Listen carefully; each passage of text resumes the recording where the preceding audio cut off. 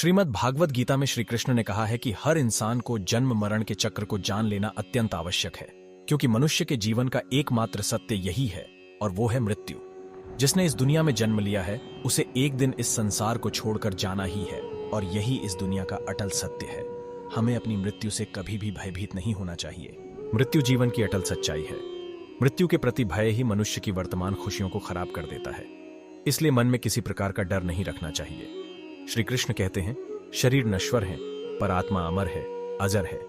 यह बात जानने पर भी व्यक्ति अपने इस नश्वर शरीर पर घमंड करता है, जो कि व्यर्थ है। मनुष्य को शरीर पर घमंड करने की बजाय सत्य स्वीकार करना चाहिए। जन्म अर्थात परमेश्वर की न्याय व्यवस्था के अंतर्गत जीवात्मा के पूर्व जन्मों के कर्मों के फलों के अनुसार उसे उपयोग के लिए एक साधन के रूप में मनुष्य का तन प्रदान करने के संयोग को ही जन्म कहते हैं। ठीक इसके विपरीत अपनी आयु पूरी कर लेने के पश्चात आत्मा का जीर्ण शीर्ण मृत शरीर के त्याग को ही मृत्यु कहते हैं। मृत्यु पर विजय असल में मृत्यु के डर पर विजय है।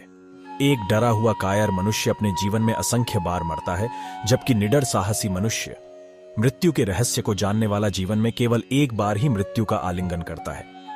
श्री कृष्ण ने गीता का ज्ञान देते हुए मृत्यु को वस्त्र परिवर्तन की संज्ञा दी है। जैसे हम हर रोज नहाकर नए वस्त्र पहनकर खुश होते हैं, वैसे ही मृत्यु के पश्चात इस जीवात्मा के पूर्व कर्मों के आधार पर मिलने वाले नए शरीर व साधन की प्राप्ति के लिए हमें शोक नहीं करना चाहिए, अपितु नए साधन की प्राप्ति के लिए हमें खुश होना चाहिए।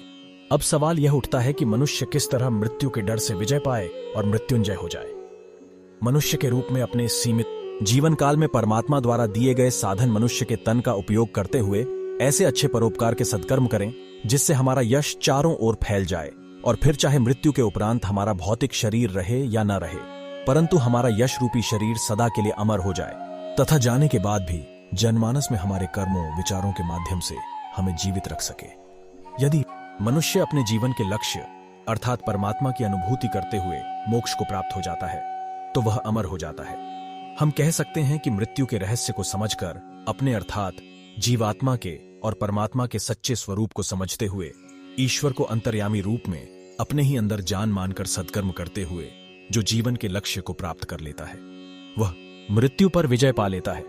राधे राधे।